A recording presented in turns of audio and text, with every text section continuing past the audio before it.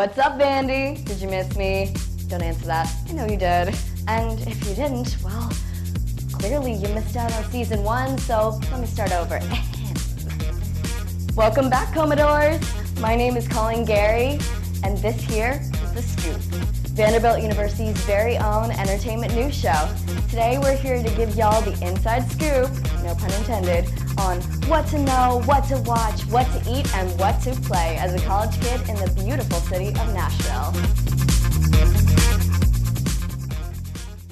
From amazing births to tragic deaths, sold-out blockbusters to high-budget flops, sudden engagements to nasty divorces, and even a royal wedding, the past 5 months have proven to be a roller coaster for the entertainment world.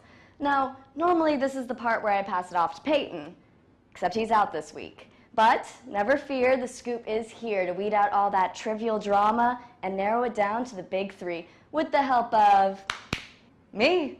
I am thrilled to be here today to tell y'all about this week's top 3 cases of celeb drama. And boy, have we had a lot of it over the past week. Kicking off with number 3, it's a bird, it's a plane, it's not Superman? That's right, Henry Cavill is officially hanging up his supersuit. Henry made his first appearance as Clark Kent / Superman in Man of Steel back in 2013, before returning to the role in 2016 for Batman vs. Superman and in 2017 for Justice League. Unfortunately, due to a negotiations fallout earlier this week, Henry has decided to turn in his red cape and tights permanently. It's currently unknown how Warner Brothers Studio plans to recover from such a major loss in the DC universe. I mean, you can't just kill off Superman. Remember, they already tried that back in Justice League, and he just came back to life anyway.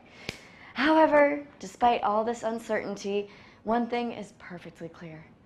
It is going to be dang near impossible to find another actor who can rock blue spandex like Henry Cavill. Whew. Coming in at number 2, in more ways than one, is Serena Williams. Our favorite tennis superstar took second place in the US Open after losing to 20-year-old Naomi Osaka of Japan. But how much of that was because of skill, and how much of that was because of attitude? Serena was penalized at several critical moments during the game for allegedly receiving offside coaching, yelling at the referee, and breaking her own racket by smashing it against the ground. Now, temper tantrums are no big deal when male athletes do it, but when a woman does it, woof, they get a big fat timeout and a bill for $17,000. Serena has already flaunted her rebellious side in several recent tournaments with her fashion choices. Yes, I'm referring to the catsuit from the French Open. However, this time, she's stirred up a controversy that has turned the world of professional sports upside down. While critics blame Serena's bad sportsmanship for ruining what could have been her 24th Grand Slam victory, Serena and her supporters have taken to social media to argue that this whole mess was a display of racism and sexism by the tennis officials. Honestly, I'm siding with Serena on this one. Last but not least, taking the number 1 spot is the most dramatic of them all. Over the weekend at Harper's Bazaar Icon Bash, Nicki Minaj and Cardi B decided to kick off New York Fashion Week in a very memorable way. The rivalry between these two female rappers has been going on for over a year, but it's gone from verbal to straight up physical after Nicki allegedly dissed Cardi's parenting skills, even though Nicki later released a statement denying those insults. Regardless of how the fight started, we know how it ended, with Cardi B throwing her shoe at Nicki Minaj. And it wasn't just any shoe, it was a stiletto pump, which is pretty close to a lethal weapon if you know how to use it. Luckily for Nicki, Cardi B didn't know how to use it. The heel missed Nicki by a mile before security hauled Cardi B out of the party so she could face the paparazzi with bare feet, bruised forehead, torn dress, and a tangled wig with someone else's broken nail caught in it. Me ouch, talk about a catfight. Not to mention a perfect way to cap off this week's Big 3. Back to you, Colleen. Thanks, Colleen. Man, that is fun. Too bad I can't change that fast in real life. But then again, that kind of magic is only seen in movies. And speaking of which, let's see what's rocking the big screen with Rozi on Watch It.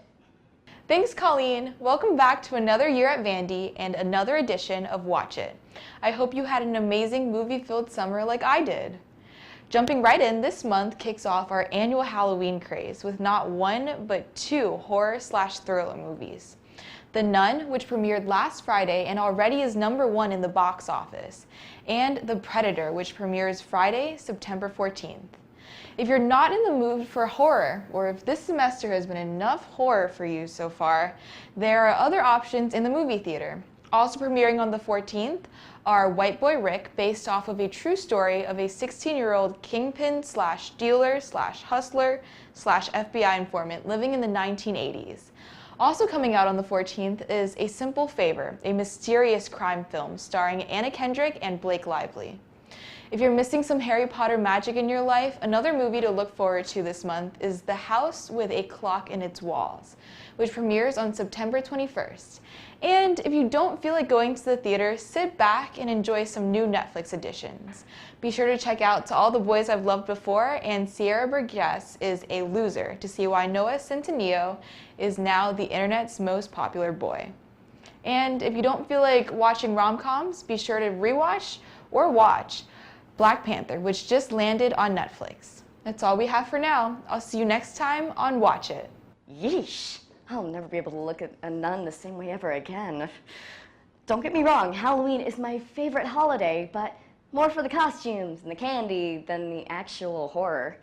Anyway, let's keep going so I can try to get the image of that bloodthirsty monster nun out of my head. Ugh. Rohan, Sterling, can y'all jump in and help a girl out?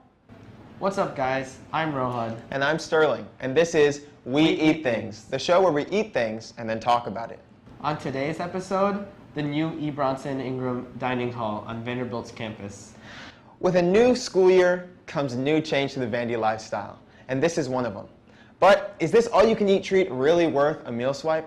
Well, we have the verdict. E. Bronson's signature dishes are the Vietnamese pho and stir-fried rice with various curry options. We tried the green curry and fried rice. Both of them have a spicy kick to it that leaves your sinuses with a good cleaning. The curry gives off a subtle savory and creamy flavor, and at the end of it, it leaves you pretty full. But wait, there's more. The pho provided in the E. Bronson is actually a relocated bamboo bistro. With your selection of base proteins and vegetables, the pho combinations are massive. Your choices of broth is one of two rich broths, chicken-based or vegetable-based. Proteins include beef, chicken, shrimp, and tofu. And of course, you can never forget the signature noodles as well. All right, Sterling, how would you rate this eating establishment? I'd probably give it a 7 out of 10 stars, because if you're ever craving a fresh noodle dish on campus, this would definitely be the place to go. Well, that's all we have for today. I'm Rohan. And I'm Sterling. And we ate things. Thank you, boys. I can tell you from personal experience that there are many students curious about what's on the menu at Vandy's newest dorm building. But you know what students are also curious about? How they can entertain themselves when they're burnt out from all that studying. Maybe Gabby can provide the answers on Game Time. In gaming news this week, a teaser trailer for Kingdom Hearts 3 was released on Monday by Square Enix for the upcoming Tokyo Game Show, a famous gaming convention in Tokyo happening next week. Kingdom Hearts 3 was first confirmed to be in development in 2013, announced by Square Enix at E3 that year.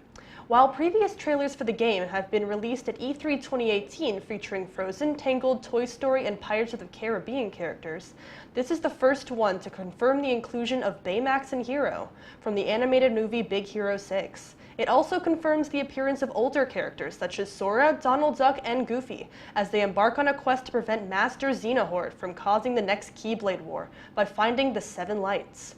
This is not the only news about Kingdom Hearts this week, as the Kingdom Hearts VR experience was announced to be coming in December of this year to the PlayStation VR.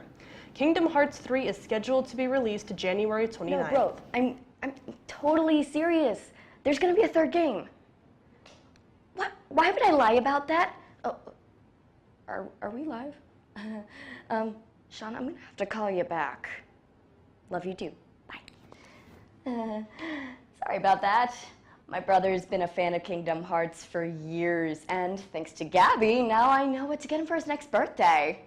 Anyway, it looks like we are just about out of time for this episode, but not until we announce the first fashion win of the week for the new year. And the crown goes to, dun-da-da-da, Nia Imani Franklin, aka the new Miss America. While she does look absolutely breathtaking in her white one-shoulder ball gown and diamond tiara, Nia earned her title not just because of her outer beauty, but because of her eloquence, her intelligence, and her talent as a classically trained opera singer. That's right, this year's competition, which was nicknamed Miss America 2.0, replaced the swimsuit portion with onstage interviews and emphasized the value of inner beauty. Talk about the victory for the young woman of the 21st century! Well, that's all we have for you today, but you can come back in 2 weeks for another episode. And while you're waiting, check out Vanderbilt Television's YouTube channel to catch up on Season 1. Until next time, this is Colleen Gary signing off. Whenever y'all want the down low so y'all can be in the know, just look for me right here on The Scoop.